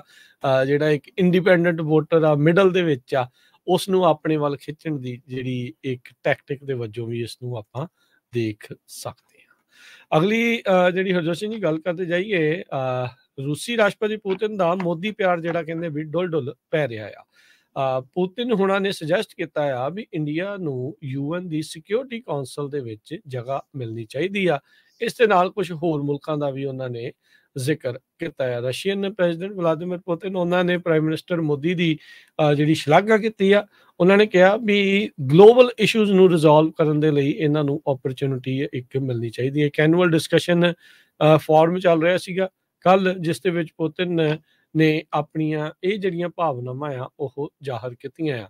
ਯੂਨਾਈਟਿਡ ਨੇਸ਼ਨ ਸਿਕਿਉਰਿਟੀ ਕਾਉਂਸਲ ਨੇ ਪਹਿਲਾਂ ਅਸੈਪਟ ਕੀਤਾ ਸੀ ਇੰਡੀਆ ਨੂੰ ਐਜ਼ ਏ ਟੈਂਪਰੇਰੀ ਮੈਂਬਰ, ਜਿਸ ਦੇ ਨਾਲ ਉਹ 2 ਸਾਲ ਦੇ ਲਈ ਉੱਥੇ ਰਹੇ ਆ ਤੇ ਉਹਨਾਂ ਦੀ ਮੈਂਬਰਸ਼ਿਪ ਪਿਛਲੇ ਸਾਲ ਐਕਸਪਾਇਰ ਇੰਡੀਆ ਦੀ ਹੋ ਚੁੱਕੀ ਸੀਗੀ। ਤੇ ਹੁਣ ਕਹਿੰਦੇ ਵੀ ਇੰਟਰਨੈਸ਼ਨਲ ਕਾਨੂੰਨ ਦੇ ਮੁਤਾਬਕ ਮੌਜੂਦਾ ਨੀਡਸ ਨੂੰ ਦੇਖਦੇ ਹੋਏ ਜਿਸ ਤਰੀਕੇ ਨਾਲ ਗਲੋਬਲ ਸਿਚੁਏਸ਼ਨ ਚੇਂਜ ਹੋ ਰਹੀਆਂ ਆ, ਤੇ ਕਹਿੰਦੇ ਵੀ ਜਿੱਥੇ 1.5 ਬਿਲੀਅਨ ਲੋਕ 7% GDP ਗਰੋਥ ਹੋਵੇ ਉਹਨਾਂ ਦੀ ਰਿਪਰੈਜ਼ੈਂਟੇਸ਼ਨ ਹੋਣੀ ਜ਼ਰੂਰੀ ਆ। ਇਹ ਪੁਤਿਨ ਹੋਣਾ ਨੇ ਵੈਲਡਾਈ ਡਿਸਕਸ਼ਨ ਕਲੱਬ ਦੇ ਸਾਲਾਨਾ ਕਾਨਫਰੰਸ ਦੇ ਵਿੱਚ ਸੋਚੀ ਰਸ਼ੀਆ ਦੇ ਵਿੱਚ ਜਿਹੜਾ ਆ ਉਹ ਗੱਲ ਕੀਤੀ ਹੈਗੀ ਆ। ਸੋ ਇੰਡੀਆ ਤੇ ਰਸ਼ੀਆ ਦਾ ਜਿਹੜਾ ਪਾਰਟਨਰਸ਼ਿਪ, ਇੰਟਰਨੈਸ਼ਨਲ ਪਾਰਟਨਰਸ਼ਿਪ ਅੱਜ ਦੀ ਨਹੀਂ ਖਾਸੀ ਜਿਹੜੀ ਉਹ ਪੁਰਾਣੀ ਆ। ਜਿੱਥੇ ਦੁਨੀਆ ਭਰ ਦੇ ਵਿੱਚ ਰੂਸ ਦੇ ਤੇਲ ਦੇ ਉੱਤੇ ਪਾਬੰਦੀਆਂ ਜਾਂ ਉਹਨੂੰ ਖਰੀਦਣ ਤੋਂ ਜਿਹੜੀਆਂ ਸੈਂਕਸ਼ਨਸ ਲੱਗ ਰਹੀਆਂ ਸੀ, ਇੰਡੀਆ ਫਿਰ ਵੀ ਜਿਹੜਾ ਆ ਉਹ ਰਸ਼ੀਅਨ ਆਇਲ ਉੱਥੇ ਖਰੀਦਦਾ ਰਿਹਾ ਆ। ਇੰਡੀਆ ਵਾਲਿਆਂ ਨੇ UN ਦੀ ਜਨਰਲ ਅਸੈਂਬਲੀ ਦੇ ਵਿੱਚ ਉਸ ਵੋਟ ਦੇ ਵਿੱਚ ਹਿੱਸਾ ਹੀ ਨਹੀਂ ਸੀ ਲਿਆ ਜਿਸ ਵਿੱਚ ਪੁਤਿਨ ਦੀ ਇਸ ਇਨਵੇਜਨ ਨੂੰ, ਯੂਕਰੇਨ ਦੀ ਇਨਵੇਜਨ ਨੂੰ ਜਿਹੜਾ ਆ ਡਿਨਾਊਂਸ ਕੀਤਾ ਗਿਆ ਸੀ, ਮਾੜਾ ਨਿੰਦਾ ਜਿਹੜੀ ਆ ਉਸਦੀ ਕੀਤੀ ਗਈ ਸੀ। ਇੰਡੀਆ ਨੇ ਉਸ ਵੋਟ ਦੇ ਵਿੱਚ ਹਿੱਸਾ ਜਿਹੜਾ ਉਹ ਨਹੀਂ ਲਿਆ। ਪਹਿਲੋਂ ਵੀ ਹਥਿਆਰ ਇੰਡੀਆ ਲੈਂਦਾ ਜਿਹੜਾ ਹੋ ਰਿਹਾ ਆ। China, France, Russian federation, UK ਤੇ US 5 ਜਿਹੜੇ ਪੱਕੇ ਪਰਮਾਨੈਂਟ ਮੈਂਬਰ ਨੇ UN ਦੀ ਜਿਹੜੀ ਸਿਕਿਉਰਿਟੀ ਕਾਉਂਸਲ ਦੇ, ਜਿਨ੍ਹਾਂ ਦੇ ਕੋਲ ਵੀਟੋ ਦੀ ਪਾਵਰ ਆ। ਕਿਸੇ ਵੀ ਰੈਜ਼ੋਲੂਸ਼ਨ ਦੇ ਉੱਤੇ ਜੇ ਵੀਟੋ ਵਾਲਾ ਕੋਈ ਵੀ ਉਸ ਤੇ ਉਲਟ ਹੁੰਦਾ ਆ ਤੇ ਉਹ ਰੈਜ਼ੋਲੂਸ਼ਨ ਅਡਾਪਟ ਅਡੋਪਟ ਜਿਹੜਾ ਉਹ ਨਹੀਂ ਕੀਤਾ ਜਾਂਦਾ ਆ। ਇਸ ਤੋਂ ਇਲਾਵਾ 10 ਜਿਹੜੇ ਨਾਨ ਪਰਮਾਨੈਂਟ ਮੈਂਬਰਸ ਆ ਉਹਨਾਂ ਨੂੰ 2-2 ਸਾਲ ਦੀ ਟਰਮ ਦਿੱਤੀ ਜਾਂਦੀ ਆ। ਇੰਡੀਆ ਨੂੰ ਪਿਛਲੇ 2 ਸਾਲ 2021 ਤੇ 22 ਦੇ ਵਿੱਚ ਜਿਹੜਾ ਐਜ਼ ਅ ਟੈਂਪਰੇਰੀ ਮੈਂਬਰ ਦੇ ਤੌਰ ਦੇ ਉੱਤੇ ਜਿਹੜਾ ਉਹ ਰੱਖਿਆ ਗਿਆ ਸੀਗਾ। ਇੰਡੀਆ ਨੇ ਬੜੇ ਚਿਰ ਤੋਂ ਜ਼ੋਰ ਲਾਇਆ ਵੀ ਉਹਨਾਂ ਨੂੰ ਪੱਕਿਆਂ ਹੀ ਪਰਮਾਨੈਂਟ ਸੀਟ ਜਿਹੜੀ ਆ ਉਹ ਦਿੱਤੀ ਜਾਵੇ, ਜਿਸ ਦੇ ਉਲਟ ਆਬਵੀਅਸਲੀ ਚਾਈਨਾ ਜਿਹੜਾ ਹਮੇਸ਼ਾ ਹੀ ਜਿਹੜਾ ਆ ਉਹ ਉਲਟ ਜਿਹੜਾ ਹੋ ਰਿਹਾ ਆ। ਪਰ ਹੁਣ ਪੁਤਿਨ ਜਿਹੜਾ ਆ ਉਹ ਇੰਡੀਆ ਨੂੰ ਆਪਣੇ ਨਾਲ ਆਪਣੇ ਖੇਮੇ ਦੇ ਵਿੱਚ ਪੱਕਿਆਂ ਜਿਹੜਾ ਉਹ ਰੱਖਣਾ ਚਾਹੁੰਦਾ ਆ। ਰੀਜ਼ਨ ਇਸ ਦੇ ਵਿੱਚ ਇਹੀ ਆ। ਆਪਾਂ ਰੀਸੈਂਟਲੀ ਗੱਲਬਾਤ ਵੀ ਕੀਤੀ ਸੀ ਜਰਨਲਿਸਟ ਅਵਤਾਰ ਸਿੰਘ ਹੁਣਾਂ ਦੇ ਨਾਲ, ਜਿਹੜੇ ਯੂਕੇ ਦੇ ਆ, ਜਿਨ੍ਹਾਂ ਨੇ ਦੱਸਿਆ ਵੀ ਕੀ ਆਉਣ ਵਾਲੇ ਭਵਿੱਖ ਦੇ ਵਿੱਚ ਇਹ ਸਾਰਾ ਕੁਛ ਜਿਹੜਾ ਆ ਉਹ ਹੋ ਸਕਦਾ ਆ। ਇੰਡੀਆ, ਚਾਈਨਾ ਤੇ ਰਸ਼ੀਆ ਨੂੰ ਜਿਹੜਾ ਉਹ ਲੈ ਕੇ, ਉਹ ਜਿਹਨੇ ਨਹੀਂ ਦੇਖੀ ਗੱਲਬਾਤ ਸੁਣੀ ਨਹੀਂ ਆ ਤਾਂ ਉਹ ਜ਼ਰੂਰ ਦੇਖਿਓ ਸੁਣਿਓ। ਉਹ ਕਾਫੀ ਕੁਛ ਨਵੀਆਂ ਚੀਜ਼ਾਂ ਦਾ ਤਾਂ ਪਤਾ ਲੱਗਦਾ ਆ। ਪਰ ਰੂਸ ਇੰਡੀਆ ਨੂੰ ਹੁਣ ਆਪਣੇ ਬਿਲਕੁਲ ਨਜ਼ਦੀਕ ਰੱਖਣਾ ਚਾਹੁੰਦਾ ਆ। ਉਹ ਇਹ ਨਹੀਂ ਚਾਹੁੰਦਾ ਵੀ ਉਹ ਅਮਰੀਕਨ ਖੇਮੇ ਦੇ ਵਿੱਚ ਕਿਤੇ ਇੰਡੀਆ ਜਿਹੜਾ ਉਹ ਚਲੇ ਜਾਵੇ, ਜਿਹਦੇ ਨਾਲ ਆਲਰੇਡੀ ਜਿਹੜੀ ਰੂਸ ਦੀ ਦੁਰਦਸ਼ਾ ਹੋਈ ਆ ਉਸ ਦੇ ਵਿੱਚ ਹੋਰ ਵੀ ਮਾੜਾ ਸਮਾਂ ਆਵੇ। ਜੀ, ਤੇ ਦੂਸਰੇ ਪਾਸੇ ਇੰਡੀਆ ਦੇ ਵਿੱਚ ਪਿਛਲੇ 2 ਦਿਨਾਂ ਦੇ ਵਿੱਚ ਬਹੁਤ ਵੱਡੀ ਗਿਣਤੀ ਦੇ ਵਿੱਚ ਜੋ ਜਰਨਲਿਸਟ ਆ, ਖਾਸ ਕਰਕੇ ਜੋ ਖੱਬੀ ਸੋਚ ਵਾਲੇ ਹੈਗੇ ਆ, ਉਹਨਾਂ ਨੂੰ ਅਰੈਸਟ ਕੀਤਾ ਗਿਆ ਹੈਗਾ। ਅਗਲੀ ਖਬਰ ਵੀ ਇੰਡੀਆ ਤੋਂ ਆ ਰਹੀ ਹੈ, ਬੜੀ ਮਾੜੀ ਖਬਰ ਆ। ਉੱਥੇ 40 ਲੋਕਾਂ ਦੀ ਮੌਤ ਹੋ ਗਈ, ਇੱਕ ਗਲੇਸ਼ੀਅਰ ਲੇਕ ਬਰਸਟ ਹੋ ਗਿਆ। ਜੋ ਲੇਕ ਆ ਉਹ ਟੁੱਟ ਗਈ ਤੇ ਜਿਹਦੇ ਨਾਲ ਫਲੱਡਿੰਗ ਹੋਈ ਹਿਮਾਲਿਆਜ਼ ਦੇ ਵਿੱਚ, ਤੇ ਲੋਹਾਨਕ ਲੇਕ ਕਰਕੇ ਜਾਣੀ ਜਾਂਦੀ ਆ। ਪਹਾੜੀਆਂ ਦੇ ਵਿੱਚ ਸਿੱਕਮ ਏਰੀਏ ਦੇ ਵਿੱਚ ਹੈਗੀ ਆ। ਤੇ ਜਦੋਂ ਇਹ ਪਾਟ ਗਈ, ਐਵਲਾਂਚ ਆਇਆ, ਫਲੱਡਿੰਗ ਹੋ ਗਈ, ਤੇ ਕਹਿੰਦੇ ਵੀ one of the worst disaster ਇਹ ਪਿਛਲੇ 50 ਸਾਲਾਂ ਦੇ ਵਿੱਚ ਆ। ਤੇ 22,000 ਦੇ ਕਰੀਬ ਲੋਕ ਅਫੈਕਟ ਹੋਏ ਆ ਇਸ ਏਰੀਏ ਦੇ ਵਿੱਚ, ਤੇ 40 ਜਾਣਿਆਂ ਦੀ ਜਿਹੜੀ ਮੌਤ ਆ ਉਹ ਕਨਫਰਮ ਹੋ ਚੁੱਕੀ ਹੈਗੀ ਆ। ਤੇ ਉੱਥੇ ਆਰਮੀ ਦੇ ਵੀ ਬਹੁਤ ਸਾਰੇ ਜੋ ਬੈਰਕਸ ਹੈਗੇ ਆ, ਉਹ ਵੀ ਕਹਿੰਦੇ ਫਲੱਡ ਦੇ ਵਿੱਚ ਉਹਨਾਂ ਦੇ ਫਾਇਰ ਆਰਮਸ, ਐਕਸਪਲੋਸਿਵਸ, ਇਹ ਸਾਰਾ ਕੁਝ ਵਾਸ਼ ਆਊਟ ਹੋ ਗਿਆ। ਟੂਰਿਸਟ ਕਾਫੀ ਵੱਡੀ ਗਿਣਤੀ 'ਚ ਉਸ ਏਰੀਏ ਸੀਗੇ, 1500 ਤੋਂ ਵੱਧ ਉਹਨਾਂ ਨੂੰ ਇਵੈਕੂਏਟ ਕੀਤਾ ਗਿਆ ਹੈਲੀਕਾਪਟਰ ਦੇ ਰਾਹੀਂ। ਮਿਲਟਰੀ ਇਕਵਿਪਮੈਂਟ ਜਿਹਦੇ 'ਚ ਫਾਇਰ ਆਰਮ, ਐਕਸਪਲੋਸਿਵਸ, ਇਹ ਸਾਰਾ ਕੁਝ ਟੀਸਟਾ ਰਿਵਰ ਆ ਉਹਦੇ ਵਿੱਚ ਹੜ ਗਿਆ। ਤੇ ਵੈਦਰ ਡਿਪਾਰਟਮੈਂਟ ਨੇ ਇਹ ਕਿਹਾ ਆ ਵੀ 101 ਜਾਣੀ ਕਿ 4 ਇੰਚ ਮੀਂਹ 5 ਦਿਨਾਂ ਦੇ ਵਿੱਚ ਉੱਥੇ ਪਿਆ ਆ। ਇਹ ਨਾਰਮਲ ਤੋਂ ਡਬਲ ਆ, ਜਿਹਦੇ ਕਰਕੇ ਜੋ ਆ ਇਹ ਫਲੱਡਿੰਗ ਹੋਈ ਆ। ਪਿਛਲੀ ਵਾਰੀ ਜਦੋਂ ਫਲੱਡਿੰਗ ਹੋਈ ਸੀ 1968 ਦੇ ਵਿੱਚ ਹੋਈ ਸੀ, ਉਸ ਟਾਈਮ ਦੇ ਉੱਤੇ 1000 ਲੋਕਾਂ ਦੀ ਜਿਹੜੀ ਮੌਤ ਹੋਈ ਸੀ। ਸਿੱਕਮ ਇੱਕ ਛੋਟਾ ਜਿਹਾ ਬੁੱਧਿਸਟ ਸਟੇਟ ਹੈਗੀ ਆ, ਜਿਹਦੇ 6.5 ਲੱਖ ਦੇ ਕਰੀਬ ਪੋਪੂਲੇਸ਼ਨ ਆ। ਪਹਾੜਾਂ ਦੇ ਵਿੱਚ ਆ, ਨੇਪਾਲ, ਭੂਟਾਨ ਤੇ ਚਾਈਨਾ ਦੇ ਬਿਲਕੁਲ ਵਿਚਕਾਰ। ਸਿਲੀਗੁੜੀ ਨੂੰ ਇਹ ਕੱਟ ਆਫ ਕਰਦੀ ਹੈ, ਵੈਸਟ ਬੰਗਾਲ ਦਾ ਜੋ ਹੈਗਾ ਮੇਜਰ ਹਾਈਵੇ ਉਧਰੋਂ ਜਾਂਦਾ ਹੈਗਾ। ਸੋ ਇਹ ਬਹੁਤ ਹੀ ਮਾੜੀ ਖਬਰ ਉੱਥੋਂ ਆ ਰਹੀ ਹੈ।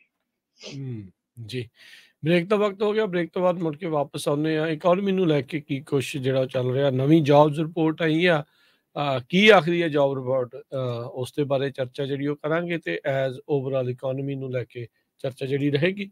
ਜੁੜੇ ਰਹਿਣਾ ਇੱਦਾਂ ਹੀ ਪੰਜਾਬੀ ਰੇਡੀਓ ਯੂਐਸਏ ਨਾਲ। ਮਿਲਦੇ ਇੱਕ ਬ੍ਰੇਕ ਤੋਂ ਬਾਅਦ 'ਚ।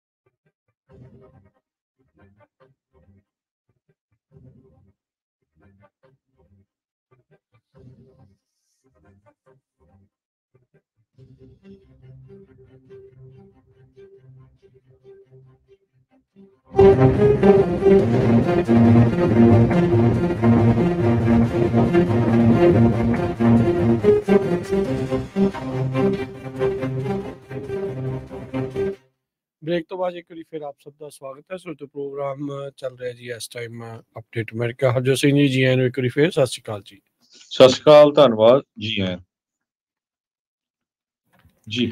ਅਗਲੀ ਅਗਲੀ ਰਿਪੋਰਟ ਵੱਲ ਚਲੀਏ, ਜੋ ਜੌਬ ਰਿਪੋਰਟ ਆਈ ਆ ਉਹਦੇ ਮੁਤਾਬਕ ਅਮਰੀਕਾ ਨੇ 3,36,000 ਜੌਬਸ ਸਤੰਬਰ ਮਹੀਨੇ ਦੇ ਵਿੱਚ ਐਡ ਕੀਤੀਆਂ। ਇਹ ਇੱਕ ਬਹੁਤ ਵੱਡਾ ਨੰਬਰ ਆ, ਜਿਹਨੂੰ ਜਿਹੜਾ ਵਾਲ ਸਟਰੀਟ ਵਾਲ ਸਟਰੀਟ ਦੇ ਇਕੋਨੋਮਿਸਟ ਉਹ ਐਕਸਪੈਕਟ ਨਹੀਂ ਕਰਦੇ ਸੀ। ਇਹ ਕਹਿੰਦੇ ਵੀ ਉਹਨਾਂ ਦੀ ਐਕਸਪੈਕਟੇਸ਼ਨ ਤੋਂ ਬਹੁਤ ਜ਼ਿਆਦਾ ਉੱਪਰ ਆਇਆ ਹੈਗਾ। ਅਨਪਲਾਇਮੈਂਟ ਰੇਟ 3.8% ਤੇ ਹੀ ਆ ਅਮਰੀਕਾ ਦੇ ਵਿੱਚ ਹਜੇ। ਇਕੋਨੋਮਿਸਟ ਪ੍ਰੈਡਿਕਟ ਕਰ ਰਹੇ ਸੀ 1,70,000 ਜੌਬਸ ਕ੍ਰੀਏਟ ਹੋਣਗੀਆਂ, ਤੇ ਪਰ ਇਹ 3,36,000 ਹੋਈਆਂ, ਜਿਹਦੇ ਨਾਲ ਡਾਓ ਜੋਨ ਇੰਡਸਟਰੀਅਲ ਤੇ ਬਹੁਤ ਵੱਡਾ ਅਸਰ ਪਿਆ। ਡਾਓ ਜੋਨ ਇੰਡਸਟਰੀਅਲ 300 ਪੁਆਇੰਟ ਉੱਪਰ ਚਲਾ ਗਿਆ, ਪਿਛਲੇ ਕੁਝ ਦਿਨਾਂ ਤੋਂ ਡਾਊਨ ਚੱਲ ਰਿਹਾ ਸੀ। ਇਹਦਾ ਜਿਹੜਾ ਅਸਰ ਆ ਉਹਦੇ ਤੇ ਕਾਫੀ ਪਿਆ ਹੈਗਾ।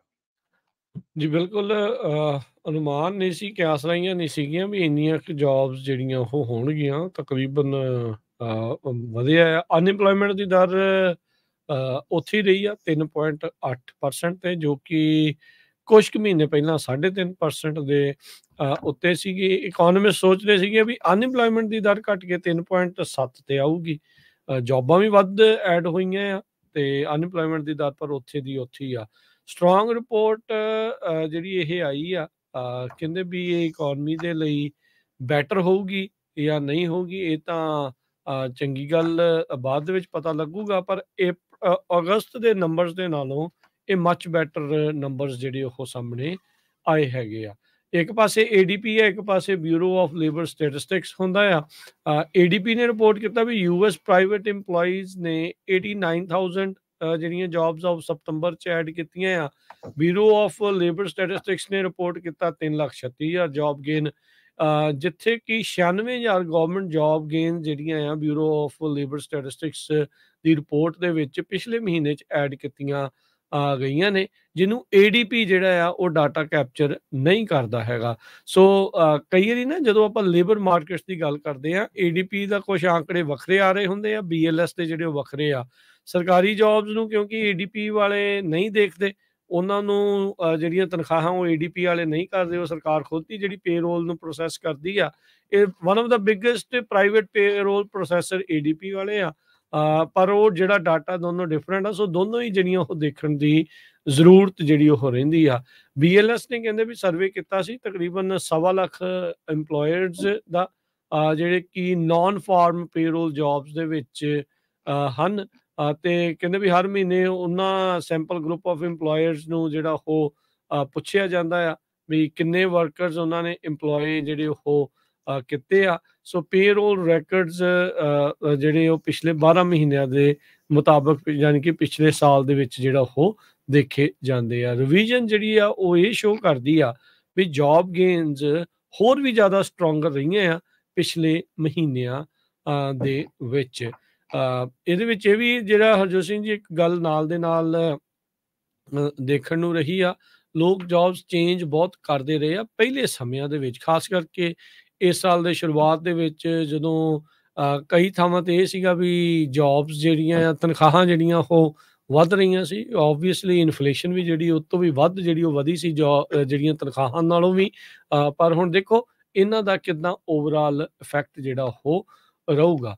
ਪਰ ਕਹਿੰਦੇ ਵੀ ਜੌਬ ਜਿਹੜਾ ਫੈਡਰਲ ਰਿਜ਼ਰਵ ਆ, ਚਾਹੇ ਜੌਬ ਦਾ ਰਿਪੋਰਟ ਬਹੁਤ ਵਧੀਆ ਆ ਰਹੀਆਂ ਆ, ਕਹਿੰਦੇ ਵੀ ਇਹ ਇੱਕ ਫੈਡ ਮੌਕਾ ਤਾੜ ਸਕਦਾ ਆ ਜਿਹੜੀਆਂ ਰੇਟਸ ਆ ਉਹਨਾਂ ਨੂੰ ਹਾਈਕ ਕਰਨ ਤੋਂ ਰੋਕਣ ਦੇ ਲਈ। ਪਿਛਲੀ ਵਾਰੀ ਇਹਨਾਂ ਨੇ ਨਹੀਂ ਸੀ ਕੀਤਾ, ਕਹਿੰਦੇ ਵੀ ਇਸ ਮਹੀਨੇ 'ਚ ਜਦੋਂ ਅਸੀਂ ਮਿਲਣਾ ਆ ਫਿਰ ਉਦੋਂ ਜਿਹੜਾ ਉਹ ਦੇਖਿਆ ਜਾਊਗਾ ਵੀ ਇੰਟਰਸਟ ਰੇਟਸ ਨੂੰ ਹੋਰ ਵਧਾਉਣਾ ਆ ਜਾਂ ਨਹੀਂ।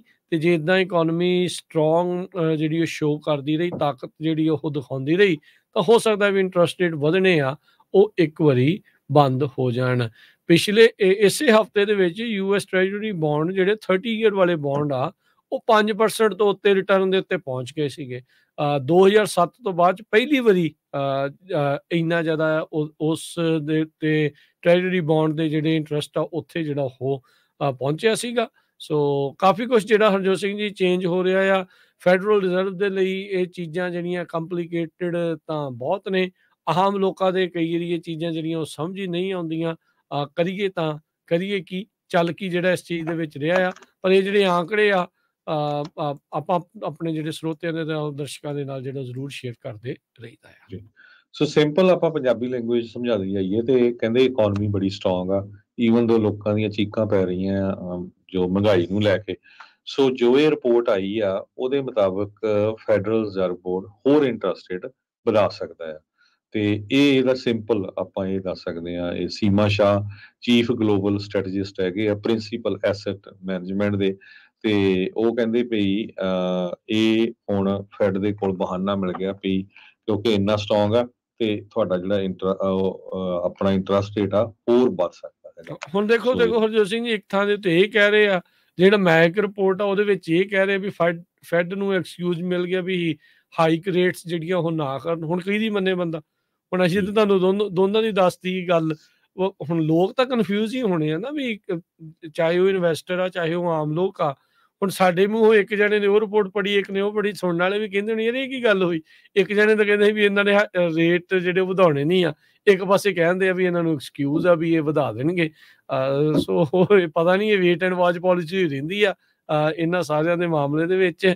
ਫੈਡ ਵਾਲੇ ਲੱਗਦਾ ਵੀ ਇਹ ਆંકੜਿਆਂ ਦਾ ਜਿਹੜਾ ਇਹ ਝੋਲ ਆ ਉਹ ਪਾਈ ਰੱਖਦੇ, ਅੱਖਾਂ 'ਚ ਘੱਟਾ ਜਿਹੜਾ ਇਸ ਚੀਜ਼ ਦੇ ਵਿੱਚ ਪਾਈ ਰੱਖਦੇ ਆ, ਕਰਦੇ ਕਰਾਉਂਦੇ ਕੁਛ ਜਿਹੜਾ ਬਹੁਤਾ ਖਾਸ ਇੱਦਾਂ ਨਹੀਂ ਹੈਗੇ। ਲੋਕਾਂ ਦਾ ਜਿੱਦਾਂ ਤੁਸੀਂ ਕਿਹਾ ਵੀ ਚੀਕਾਂ ਦਾ ਜਿਹੜੀਆਂ ਉਹਨਾਂ ਦੀਆਂ ਪਈਆਂ ਹੀ ਆ ਵੀ ਕੰਮ ਜਿਹੜੀ ਆ ਮਹਿੰਗਾਈ ਦੇ ਕਰਕੇ ਤਾਂ ਕੰਮ ਜਿਹੜਾ ਅਜੇ ਵੀ ਖਰਾਬ ਹੀ ਚੱਲ ਰਿਹਾ ਹੈ।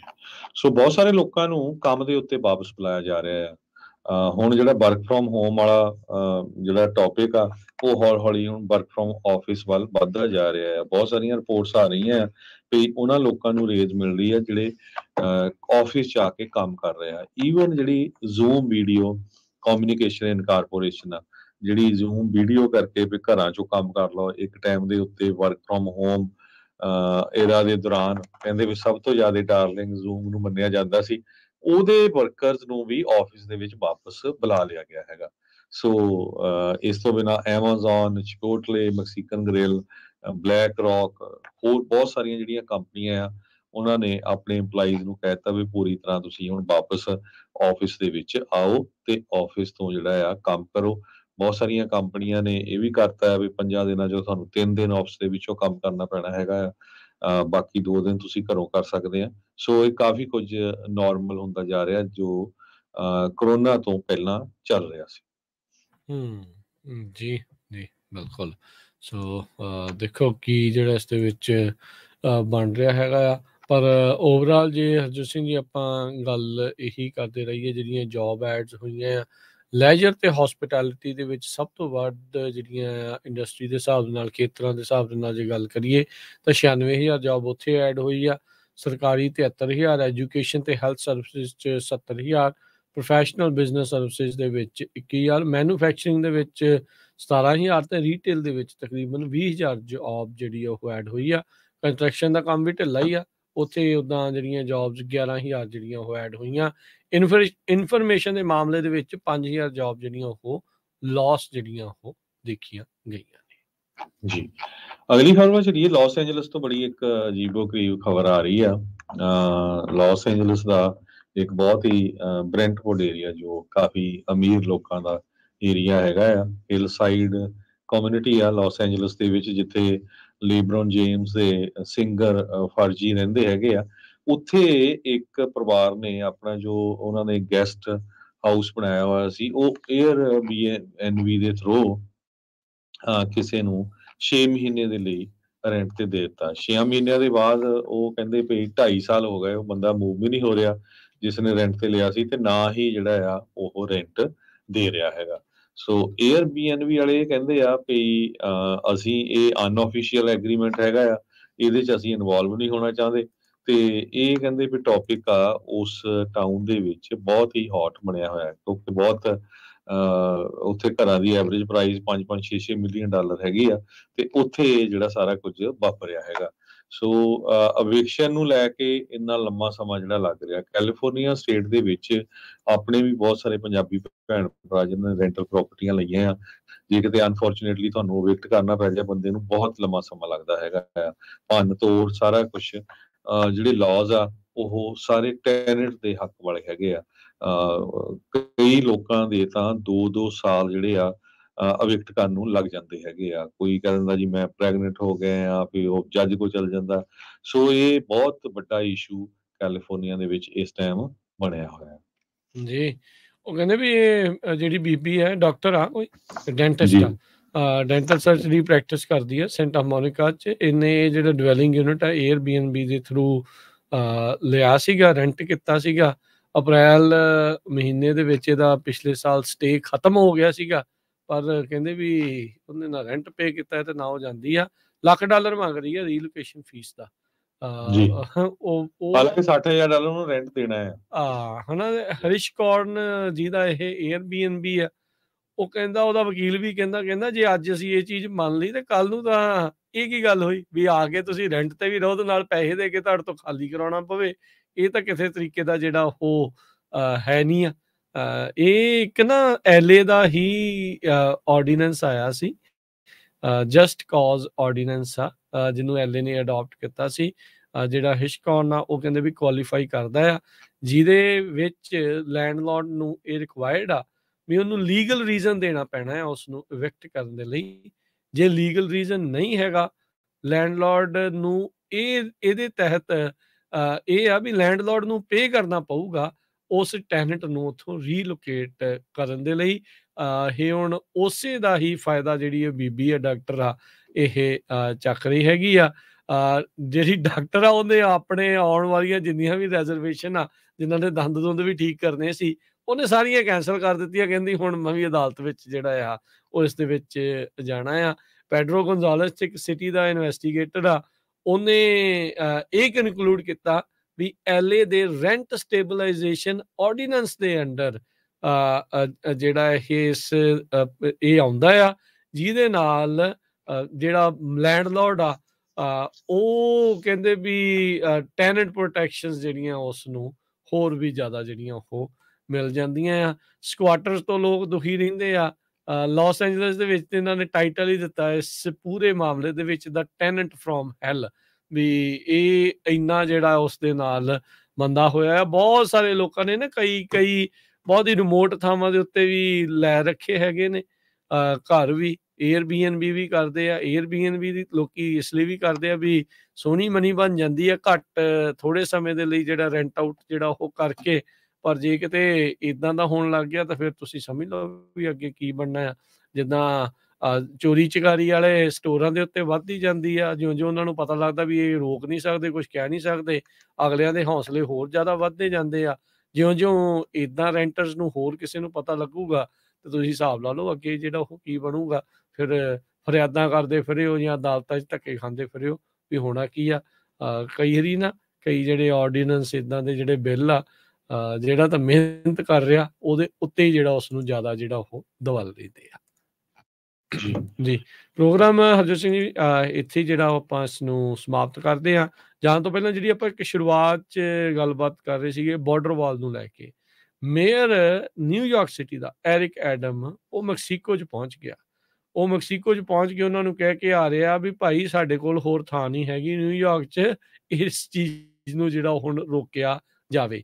ਇਹ ਉਹ ਸੇਮ ਪੋਲੀਟੀਸ਼ੀਅਨ ਆ ਜਿਹੜੇ ਜਦੋਂ ਟਰੰਪ ਹੁਣਾਂ ਦਾ ਕਾਲ ਸੀਗਾ ਜਾਂ ਜਦੋਂ ਰਿਪਬਲਿਕਨ ਸੱਤਾ ਸੀਗੇ, ਉਦੋਂ ਇਹ ਹੋਰ ਚੀਜ਼ਾਂ ਜਿਹੜੀਆਂ ਉਹ ਆਖਦੇ ਸੀ। ਹੁਣ ਇਹੀ ਜਿਹੜੇ ਡੈਮੋਕ੍ਰੇਟਸ ਆ ਉਹ ਜਾ ਕੇ ਕਹਿ ਰਹੇ ਆ ਵੀ ਸਾਡੇ ਜਿਹੜੇ ਆ ਉਹ ਹੱਥ ਖੜੇ ਨੇ। ਉਹਨਾਂ ਨੇ ਕਿਹਾ ਵੀ ਅਸੀਂ ਨੇਬਰਸ ਆ, ਅਸੀਂ ਫੈਮਿਲੀ ਵਾਲੇ ਆ, ਮੀ ਕਾਸਾ ਸੂ ਕਾਸਾ ਤਾਂ ਉਹ ਆਖਿਆ ਜਾਂਦਾ ਆ। ਪਰ ਕਹਿੰਦੇ ਵੀ ਤੁਹਾਡੀਆਂ ਸਟਰਗਲਸ ਤੇ ਉਹੀ ਮੇਰੀਆਂ ਜਿਹੜੀਆਂ ਉਹ ਸਟਰਗਲਸ ਆ। ਹੁਣ ਜਦੋਂ ਮੀ ਕਾਸਾ ਈਸੂ ਕਾਸਾ ਕਹਿੰਦੇ ਆ, ਉਹਦਾ ਮਤਲਬ ਹੁੰਦਾ ਵੀ ਤੇਰਾ ਘਰ ਮੇਰਾ ਘਰ, ਮੇਰਾ ਘਰ ਤੇਰਾ ਘਰ। ਤੇ ਹੁਣ ਇਹੀ ਸੋਚ ਕੇ ਲੋਕ ਆ ਰਹੇ ਆ, ਤਾਂ ਫਿਰ ਉਹਦੇ ਨਾਲ ਕੰਮ ਖਰਾਬ ਹੋ ਰਿਹਾ। ਸੋ ਐਰਿਕ ਐਡਮਸ ਨੂੰ ਹੁਣ ਮੈਕਸੀਕੋ ਦਾ ਦੌਰਾ ਜਿਹੜਾ ਉਹ ਕਰਨਾ ਪਿਆ ਆ ਇਹ ਕਹਿਣ ਦੇ ਲਈ ਵੀ ਭਾਈ ਸਾਡੇ ਹੁਣ ਉੱਥੇ ਥਾਂ ਨਹੀਂ ਹੈਗੀ, ਕਿਰਪਾ ਕਰਕੇ। ਬੇਸਿਕਲੀ ਅੰਡਰਲਾਈਨਿੰਗ ਗੱਲ ਆ ਵੀ ਇਹ ਨਾ ਆਵੇ। $140 ਮਿਲੀਅਨ ਸਿਟੀ ਨੇ ਕਹਿੰਦੇ ਵੀ ਆਲਰੇਡੀ ਉਹਨਾਂ ਨੂੰ ਮਿਲਿਆ ਆ ਫੈਡਰਲ ਫੰਡਿੰਗ ਦੇ ਵਿੱਚ ਉੱਥੇ ਸ਼ੈਲਟਰਸ ਜਿਹੜੀਆਂ ਆ ਉਹ ਬਣਾਉਣ ਦੇ ਲਈ। ਪਰ ਵਾਈਟ ਹਾਊਸ ਨੇ ਫੈਡਰਲ ਤੌਰ ਦੇ ਉੱਤੇ ਉਹਨਾਂ ਨੂੰ ਹੋਰ ਰਾਸ਼ੀ ਦੇਣ ਤੋਂ ਜਿਹੜਾ ਆ ਨਿਊਯਾਰਕ ਸਿਟੀ ਨੂੰ ਜਿਹੜਾ ਉਹ ਨਾ ਕਰ ਦਿੱਤੀ ਆ। ਉੱਥੇ ਨੈਸ਼ਨਲ ਗਾਰਡ ਜਿਹੜੇ ਉਹ ਲਾਉਣੇ ਪਏ ਆ, ਡਿਪਲੋਏ ਕੀਤੇ ਗਏ ਨੇ ਨਿਊਯਾਰਕ ਸਿਟੀ ਦੇ ਵਿੱਚ ਇਸ ਪੂਰੇ ਮਾਮਲੇ ਨੂੰ ਮੈਨੇਜ ਕਰਨ ਦੇ ਲਈ। ਜੀ ਜੀ ਹੁਣ ਤੇ ਲੈਂਦੇ ਹਾਂ ਆਪਾਂ ਜੀ ਹੁਣ ਇਜਾਜ਼ਤ ਜੀ ਜੀ ਅਗਲੇ ਪ੍ਰੋਗਰਾਮਾਂ ਬਾਰੇ ਥੋੜਾ ਦੱਸਦੇ ਜਾਓ। ਜੀ ਅਗਲਾ ਪ੍ਰੋਗਰਾਮ ਆਊਗਾ ਜੀ ਮਸੂਦ ਮੱਲੀ ਹੁਣਾਂ ਦਾ। ਮੈਂ ਆਵਾਂਗਾ ਨਾਲ ਹਨੇਰੀਆਂ ਦੇ 11:30 ਵਜੇ ਤੇ 11:30 ਤੋਂ 1 ਵਜੇ ਨਜ਼ਰੀਆ, 1 ਤੋਂ ਲੈ ਕੇ 2:30 ਵਜੇ ਤੱਕ ਕੁਝ ਗੱਲਾਂ ਕੁਝ ਗੀਤ, 2:30 ਤੋਂ 3 ਰਿਸ਼ਤੇ ਹੀ ਰਿਸ਼ਤੇ, 3 ਤੋਂ 4 ਸਾਂਝੀ ਸੱਤ, 4 ਤੋਂ 5:30 ਘਰ ਸੰਸਾਰ, 5:40 ਦੇ ਉੱਤੇ ਅਪਡੇਟ ਕੈਲੀਫੋਰਨੀਆ, 6 ਵਜੇ ਤੋਂ ਲੈ ਕੇ ਪ੍ਰੋਗਰਾਮ 8 ਵਜੇ ਤੱਕ ਗੁਰਬਾਣੀ ਦੇ ਸ਼ਾਮ ਦੇ ਦੀਵਾਨ ਸਰਵਣ ਕਰਾਂਗੇ। ਫਿਰ ਉਸ ਉਪਰੰਤ ਜਿਹੜਾ ਪ੍ਰੋਗਰਾਮ 8 ਵਜੇ ਤੋਂ 8:30 ਵਜੇ ਤੱਕ ਦੀਪਕ ਸ਼ਰਮਾ ਚਨਾਥਲ ਹੁਣਾਂ ਦੇ ਨਾਲ, ਤੇ 8:30 ਤੋਂ ਲੈ ਕੇ 9 ਵਜੇ ਤੱਕ ਕਦੀ ਇਤਿਹਾਸ ਬੋਲਵੇ, 8:30 ਤੋਂ ਲੈ ਕੇ 10 ਵਜੇ ਤੱਕ ਕਦੀ ਇਤਿਹਾਸ ਬੋਲਵੇ ਪ੍ਰੋਗਰਾਮ ਚੱਲੇਗਾ। ਸੋ ਇੱਦਾਂ ਪ੍ਰੋਗਰਾਮ ਚੱਲਦੇ ਰਹਿਣਗੇ। ਹੁਣ ਲੈਣੇ ਇਜਾਜ਼ਤ, ਸਾਡੇ ਦੋਨਾਂ ਵੱਲੋਂ ਤੁਹਾਨੂੰ ਸਭ ਨੂੰ ਪਿਆਰ ਭਰੀ ਲੱਗੀ ਸਤਿ ਸ੍ਰੀ ਅਕਾਲ। ਸਤਿ ਸ੍ਰੀ ਅਕਾਲ। ਸੁਣਦੇ ਰਹੋ, ਦੇਖਦੇ ਰਹੋ ਪੰਜਾਬੀ ਰੇਡੀਓ।